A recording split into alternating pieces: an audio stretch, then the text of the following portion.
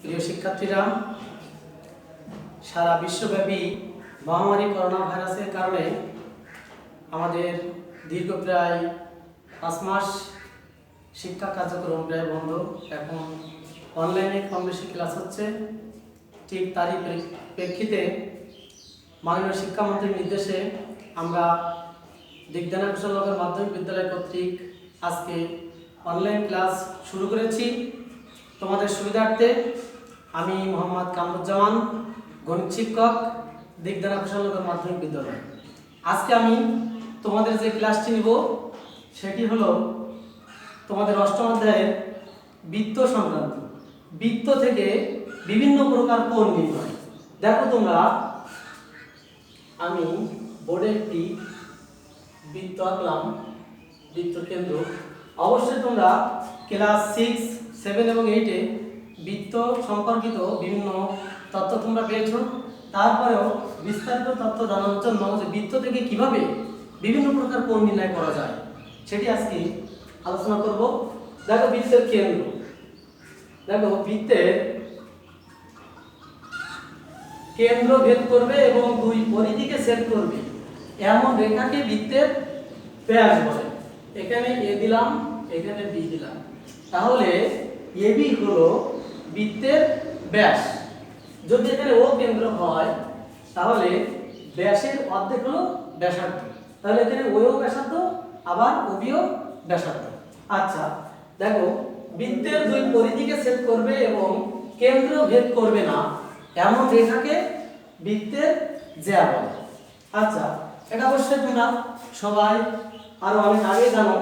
আজকে আমাদের উদ্দেশ্য হলো বৃত্ত থেকে বিভিন্ন কোণ নির্ণয়।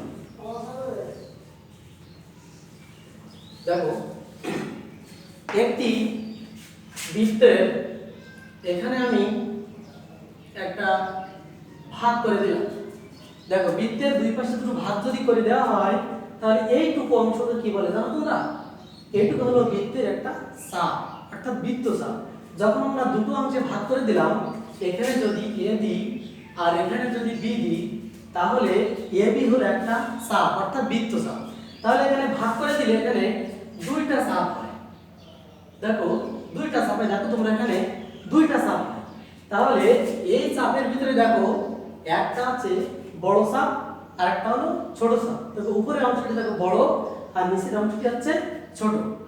উপরের অংশটা হচ্ছে অধিচাপ, দেখো আমরা লিখি অধিচাপ, অধিচাপ, আর ছোট অংশটা হচ্ছে উপচাপ।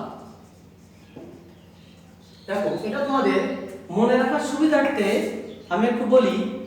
অধি মানে হলো অধিক, যেটা হলো বেশি চাপ অর্থাৎ অধিক চাপ সেটা হলো অধিচাপ, আর যেটা হচ্ছে ছোট সেটা হলো উপচাপ। আমি আরো একটা উদাহরণ যদি দিই, দেখো বাংলাদেশের প্রধানমন্ত্রী যিনি, মন্ত্রী পরিষদের কথা আমি বলি, প্রধানমন্ত্রী একটা বড় একটা পোস্ট, তাহলে ওটা হচ্ছে অধিচাপ প্রধান।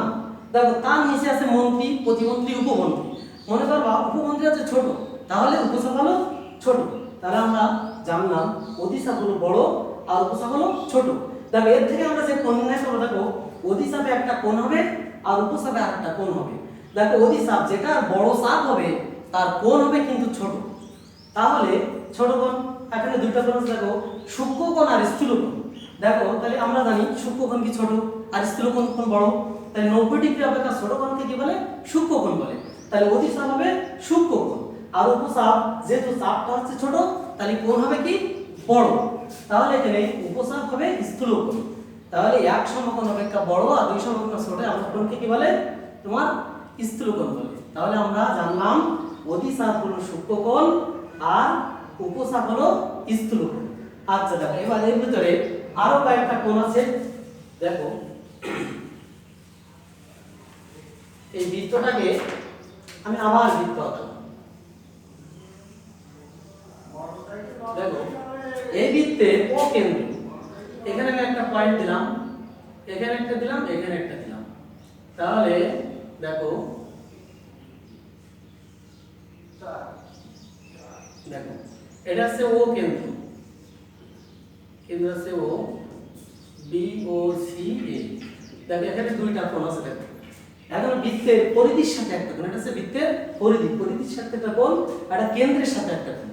তাহলে এই পরিধির সাথে কোণ হচ্ছে বৃত্তস্থ কোণ, আর কেন্দ্রের সাথে যে কোণ সেটা হচ্ছে কেন্দ্রস্থ কোণ। তাহলে আমরা সংজ্ঞা সহজভাবে দেব, বৃত্ত তার কেন্দ্রের সাথে যে কোণ উৎপন্ন করে তাকে বলে কেন্দ্রস্থ কোণ, আর বৃত্ত তার পরিধির সাথে যে কোণ উৎপন্ন করে তাকে কি বলে বৃত্তস্থ কোণ। তাহলে আমরা শিখলাম বৃত্তস্থ কোণ আর কেন্দ্রস্থ কোণ শিখলাম। দেখো তাহলে এখানে আমরা অ্যাঙ্গেল বিএসি ইকুয়াল টু বৃত্তস্থ কোণ, বৃত্তস্থ কোণ, আর অ্যাঙ্গেল বিওসি ইকুয়াল টু কেন্দ্রস্থ। দেখো এই কোণটা যা হবে এই কোণটা তার অর্ধেক হবে। তাহলে কোন বৃত্তের একই বৃত্তচাপের উপর দ্রব্যমান বৃত্তস্থ কোণ কেন্দ্রস্থ কোণের দ্বিগুণ, বৃত্তস্থ কোণ কেন্দ্রস্থ কোণের দ্বিগুণ, আর কেন্দ্রস্থ কোণ বৃত্তস্থ কোণের অর্ধেক। দেখো এইটা যদি 50 ডিগ্রি হয় তাহলে এটা হবে 25 ডিগ্রি, এটা যদি 100 ডিগ্রি হয় তাহলে এটা হবে কি 50 ডিগ্রি। দেখো এখানে তাহলে আমরা শিখলাম বৃত্তস্থ কোণ আর কেন্দ্রস্থ কোণ। ঠিক আছে, দেখো এবার একটা বৃত্ত থেকে আরো কয়টা কোণ হয়, এখানে আরো 10টা কোণ উৎপন্ন হয়ে যাবে। একটা বৃত্ত, এই বৃত্তের বহিস্থ যে একটা বিন্দু নিয়ে আমরা এখানে যদি দেখো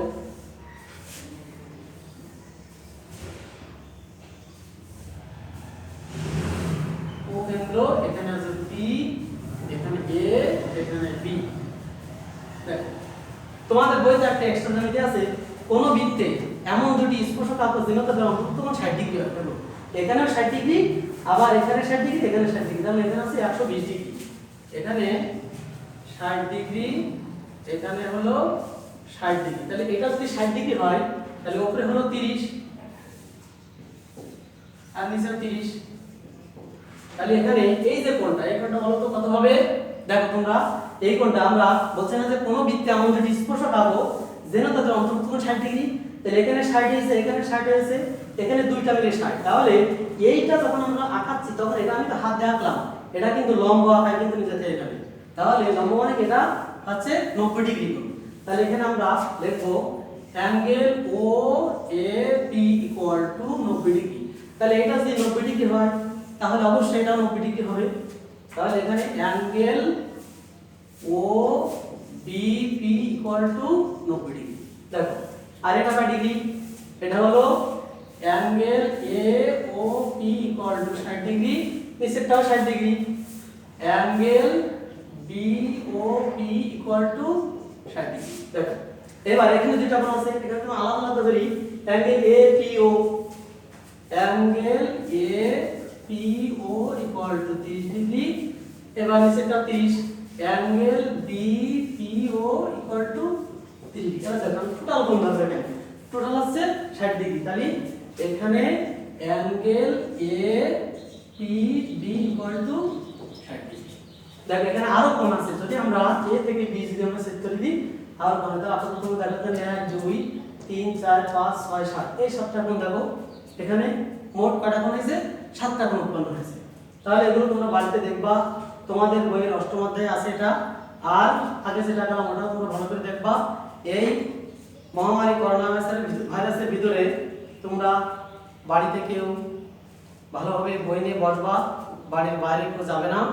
তোমরা বাড়িতে অনলাইন ক্লাসগুলো ভালোভাবে খেয়াল করবা, এবং মহামারী করোনা ভাইরাস থেকে তোমাদের ধরে রাখার জন্য বাইরে যাওয়ার সময় অবশ্যই মাস্ক পরে যাবা, এবং স্বাস্থ্য যে বিধি আছে সেই বিধিগুলো মেনে চলবা। আর আমরা যে কাজগুলো দিচ্ছি সেই কাজগুলো অবশ্যই তোমরা ভালোভাবে করবা। দেখো আজকে আমি তোমাদের যে বাড়ির কাজ দিচ্ছি, দেখো বাড়ির কাজটা তোমরা লিখে নাও। দেখো বাড়ির কাজ তোমাদের অধিচাপ, উপচাপ, বৃত্তস্থ কোণ, কেন্দ্রস্থ কোণ, কোণের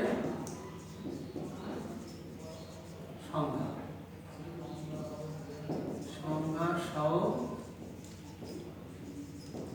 দেখো বাড়ির কাজটা অধিচাপ, উপচাপ, বৃত্তস্থ কোণ, কেন্দ্রস্থ কোণের সংখ্যা সহ চিত্রাঙ্কন, এটা করবো বাড়িতে।